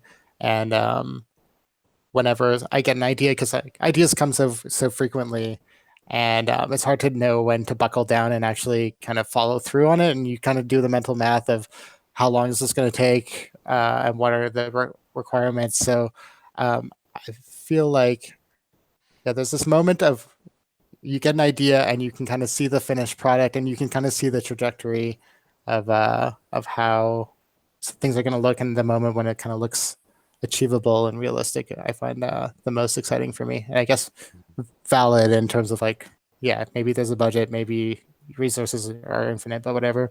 But I definitely appreciate kind of the tricks of figuring out, like, playing with timbres, the curiosity aspect of it, what's something fun that I can play with, and what's something that gets me excited and inspiring to continue. There's nothing worse for me than when I'm trying to work on a piece and I don't have any ideas, or the idea that I initially had doesn't work. So, but then when the ideas come and one thing leads to another and it's this chain reaction, it's a really exhilarating feeling. So that's my perspective. Next. So moving on, I found this other one from Hayfield 2 that was initially directed to Robert. It could be fun to explore. And he was asking specifically, Robert, about your relationship, like with you and Donovan as a two-person team. He asked, what some advice you would give for someone working with another musician to create something, basics on collaborating together, and or technical detail examples, how to share files or parts or projects. And I also want to tie this into Kenley's talk because you showed that slide where the composer, the music is not just the composer, the music is the recording engineer, the mixer, the performers. It's a collaboration of all these different minds. So in the larger scheme of things, how do you approach collaboration? Oh man, there's honestly, it's just a ton, for us at least, it's a ton of just sending single files back and forth through Discord. Like we rarely share whole sessions. It's just a lot of sending like one stem at a time, and then just building on that. And then whoever sort of hits critical mass as far as what the idea is turning into, basically becomes the one who finishes it or fills it out. It's sort of like a Beatlesy thing in a way, like whoever wrote the song gets to sing on it. Like it's that kind of thing where we just, I don't know, whoever has an idea or something that's working, you just sort of support them as much as you can and give them ideas, suggestions, and impart your perspective on it. And also just be willing to, listen to what they're doing as well. It's pretty nebulous, but we don't have a really defined, like a super defined process. We kind of just go and do it. Can I jump in on that too, Julian? Yeah.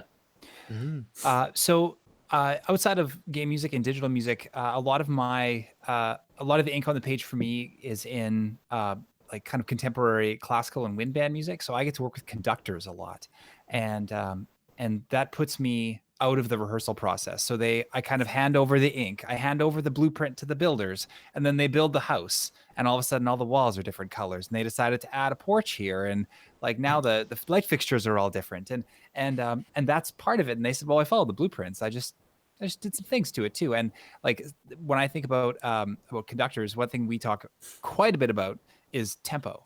And I mean, there's this old adage in composing, like fighting about tempo is like fighting about politics. And the tempo is only a guide, which I hate when they say that, because like I slave over, is it 86 beats a minute or is it 88 beats a minute? They're very different. But anyway, that happens a lot. And there's one time in one of my suites where the second movement, the slow one, was getting performed, and I said like, oh, it's too slow. And then the conductor looked back and said, no, it's not. And then they just kept playing. Oh my god! And like so you have to let it go. Like I think there's a degree of letting the birds fly away, right? Like you just, that you hatch them, and now they have to go do their thing. But that's part of collaboration, I think, too. Is like in drama, improv, the like say yes, like whatever the other person does, you just say yes to.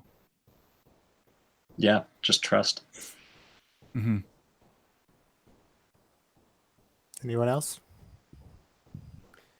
The one thing that I would say is that it's always helpful. Like I think it's good to have one person, if you're in a big collaborative project, especially, one person is in charge of things. They are the final say on stuff. Otherwise, like the different minds and the different opinions might clash at some point, and you don't make any progress because everybody has a different thought about it, especially for bigger teams.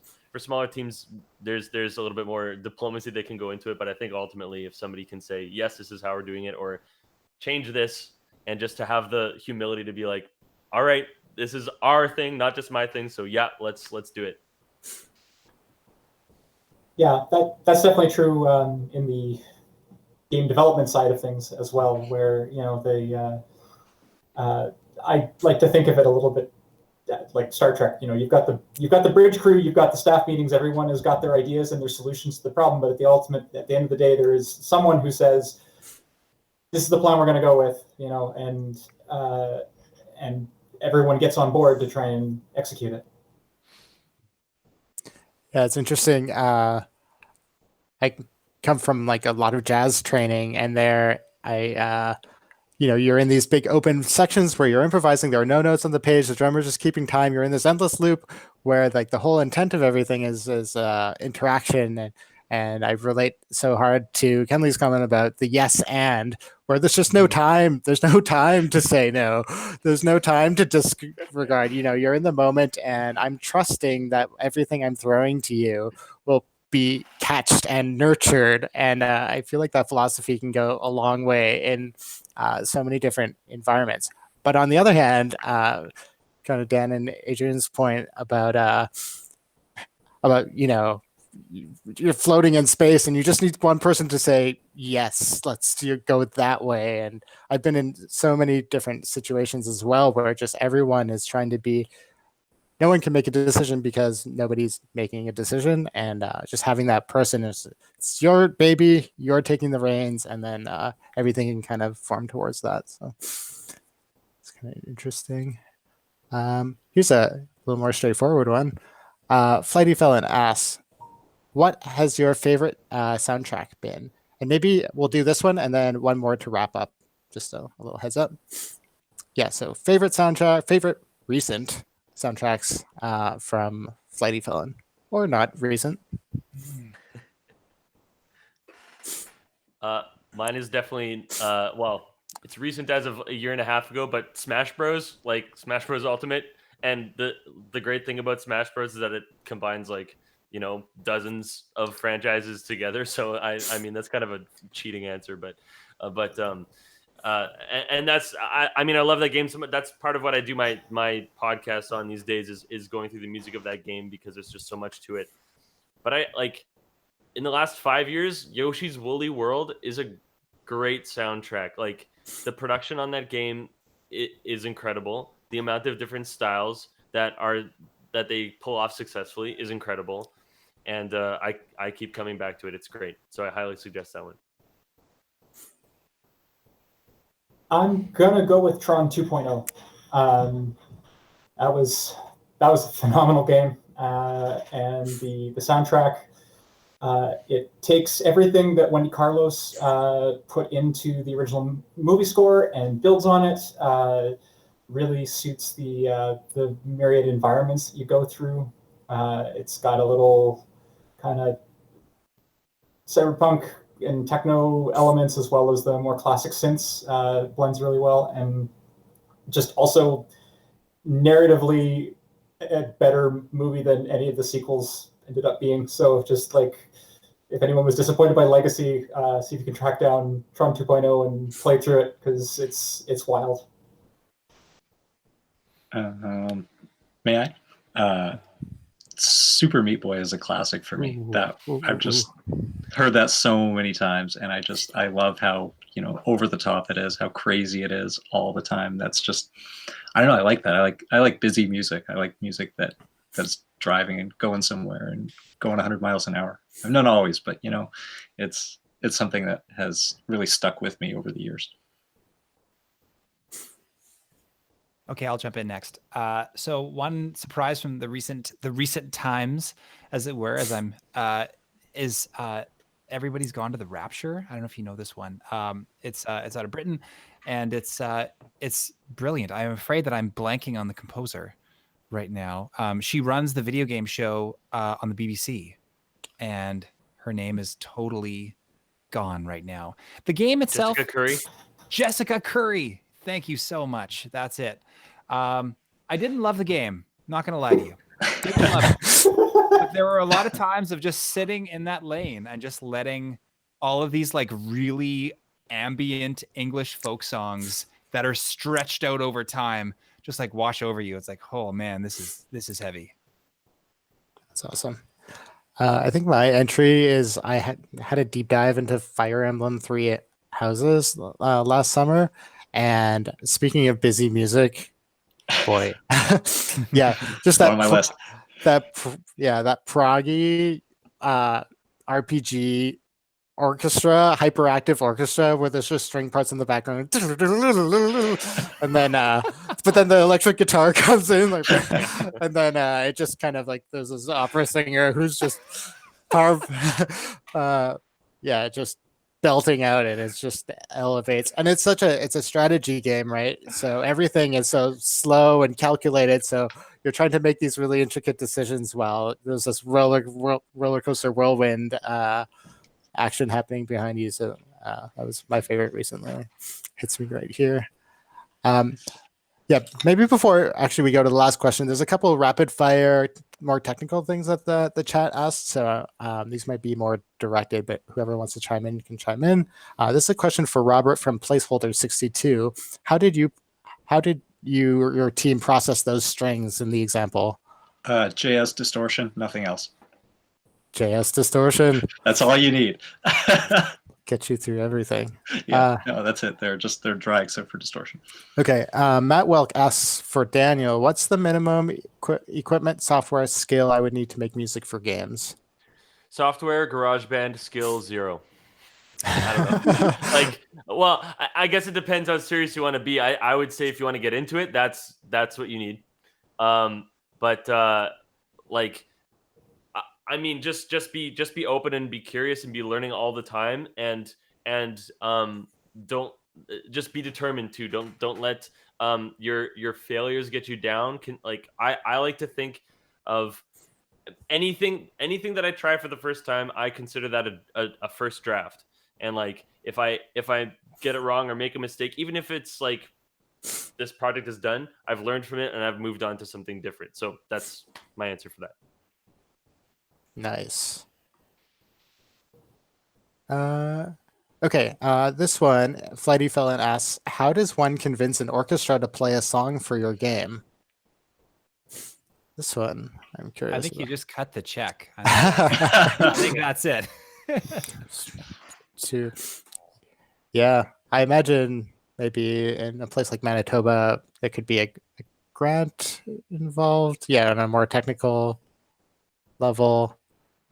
Yeah, that would be awesome. Yeah, I mean, because the musicians union is really important, and they deserve to be paid, on what they're worth. But times 80, that turns out to be quite a big number. Mm-hmm. Mm-hmm. So, but I mean, it has happened. Like I've had conversations with Alexander Micklethwaite when he was here about video game stuff and recording new video game stuff, and it just nothing transpired from it. But they're interested and they want to be in new areas of music and they want to be at the cutting edge, because the cutting edge is an exciting place to be, especially for an orchestra. Just to jump in there, I saw a video the other day on this, and something I've seen people do is hire like a quartet or a quintet, a string quartet or quintet, and just have them multi-track over and over and over again, just lay down part after part after part after part to go for that sound. Oh wow. Yeah, that's if you're brave, you can do it. Smoke and mirrors goes a long way. Yeah. That's a multiples course. Okay, so this will be our last question for the roundtable, and then we'll go to wrap up. I'm going to end on a classic philosophical sort of question, and this one is my own question because I'm selfish like that. And it is, how did you find your voice as an artist, and how did you arrive at your particular tool set? Because I think it's really neat that everyone here has a different background, and also we've kind of described and acknowledged in this talk that the field of even audio, of even music, of even playing an instrument is just so it's just so vast. But I do something different than Robert, who does something different than Kenley, than Dan and Adrian. So, I guess, yeah. How did you get to where you were? Yeah.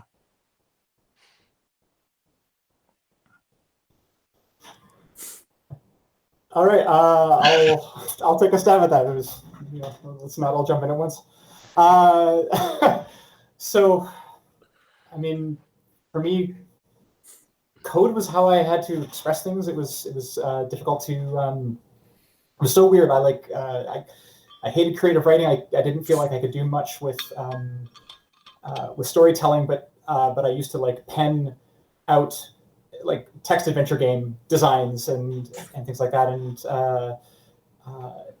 I don't write a lot of music, but I enjoy the process of trying to pick it apart and understand it. Learning instruments now. The artistic voice is something I'm still really learning, because for me, so much of it had been just problem solving. It was people give me things to make happen, and then I figure out how to get there. But it's been the last couple of years that I started to get my own sense of taste and style, and not be so afraid to express it. So that's been the biggest part of it, is just like learning not to be afraid of just trying things and whatnot. So.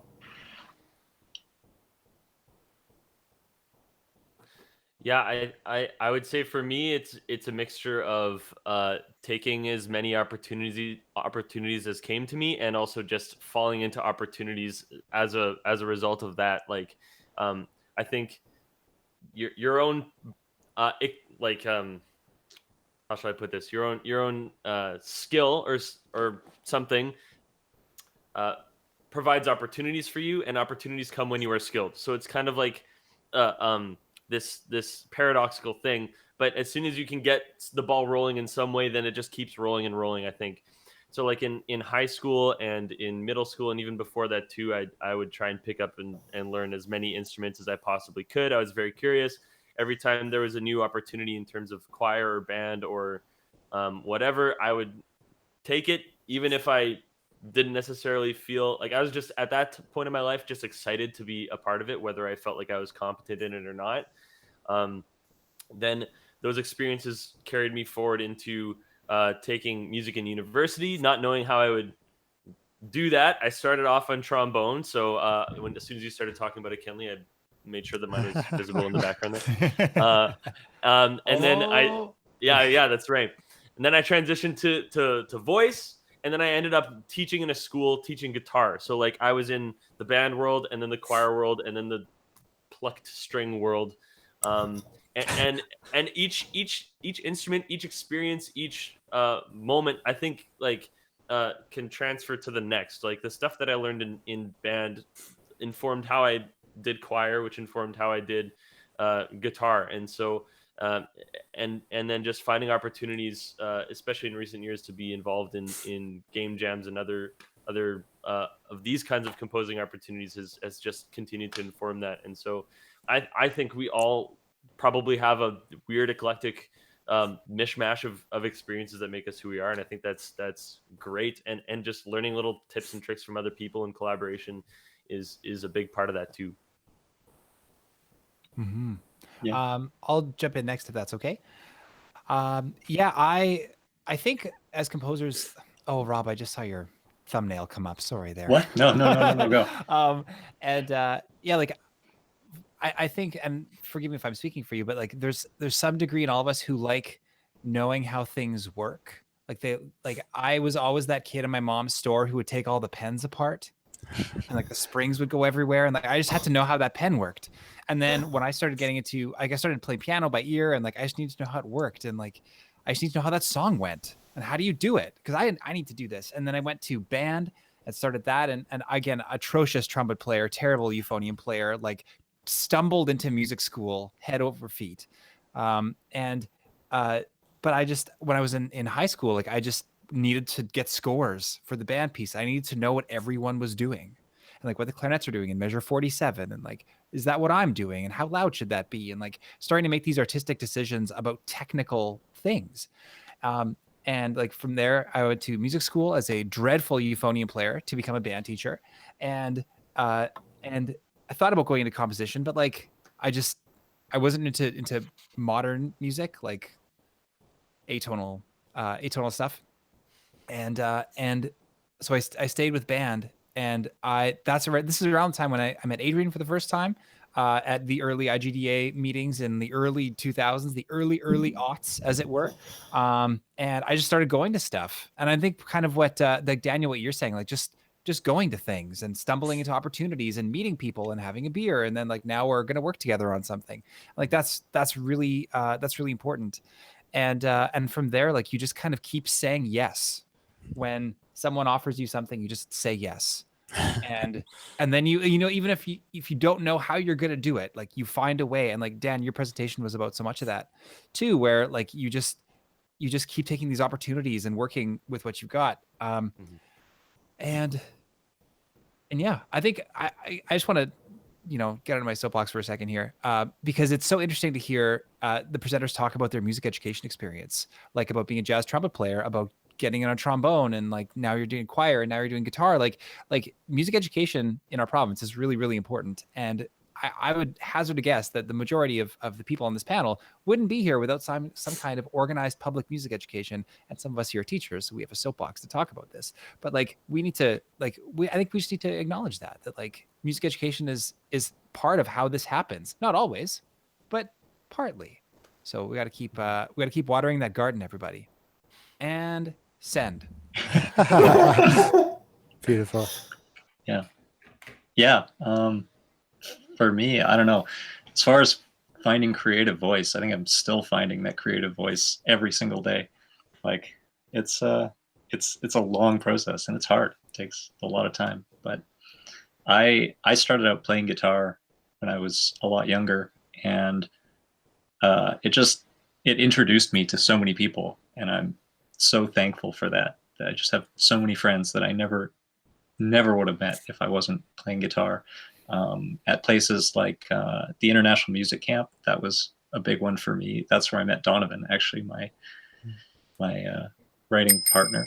And just my whole life, I got into recording really early as well, because I wanted to hang out with friends, and I wanted to play covers of songs, but I didn't want to just play covers. I wanted to record them. I wanted to figure out how each one of these parts was played and how they were recorded. And it just kind of just took off from there. I just kept doing it, kept recording things, kept recording bigger things and more interesting things, and meeting people who wanted to record things and do stuff. And I tried to get into music school twice, but I didn't get in. And that totally changed sort of what my path would have been. Like I wanted to study jazz guitar, but I ended up going to the U of W to study computer science instead, which opened so many other doors. And I'm so thankful for that now, because I'm thankful I have this sort of, you know, combination of things, this programming knowledge, as well as this music knowledge and production knowledge, so I can sort of combine that into one just big ball of things. But yeah, that's sort of where I'm at. Just still learning new stuff every day and trying to get more involved in the programming side of it, and just commit to this whole game development world, which is so cool and so much fun with so many amazing people. Cool. Those are all great answers. I don't really have much to add other than like I find the like discovery aspect and the connection. Yeah, the sandbox playing aspect hugely important for me, of just like, yeah, discovering things that you find cool. And yeah, you start one path, and then through this curiosity chain of like yes, no, yes, yes, no, yes, and then you kind of end up there, and you meet all these cool people that are like, you're just accumulating different friends, and that's awesome. And as I get older, I realize that those friends that I had in undergrad, you know, I'm still doing stuff with, but meanwhile, there's all these other people that kind of come in your circle. It's very inspiring, because you can just see the opportunity and the cool things that you can make together. But I think that's it for the panel. So Adrian, Dan, Robert, Kenley, thank you so much for your thoughts and your ideas. Thanks for your time for preparing your presentation. This was great. It was so nice chatting like this. And to the audience, thanks for hanging out for this long. I'm so glad we got to do an audio-specific event. I'm glad that there was people interested in an audio-specific event. Thanks to IGDA for pitching this idea to PegJam Radio in the first place and for doing so much coordination and all the technical work. Dan and Corey are just running a machine behind the scenes and keeping everything running smoothly. So thank you for both of you. So stay tuned for future events. Will be posted all over social media. We're going to have an audio meetup hopefully in October, so that'll be the next thing from here. It's a PegJam Radio on Sundays, so check the internet for that. IGDA is cooking up stuff. Ludum Dare is around the corner. And hey, plug from me too. If you have any music you want to send to PegJam Radio, just shoot me an email, pegjamradio@gmail.com. But thank you to everyone, and I think we're just going to sign off now and have a good evening.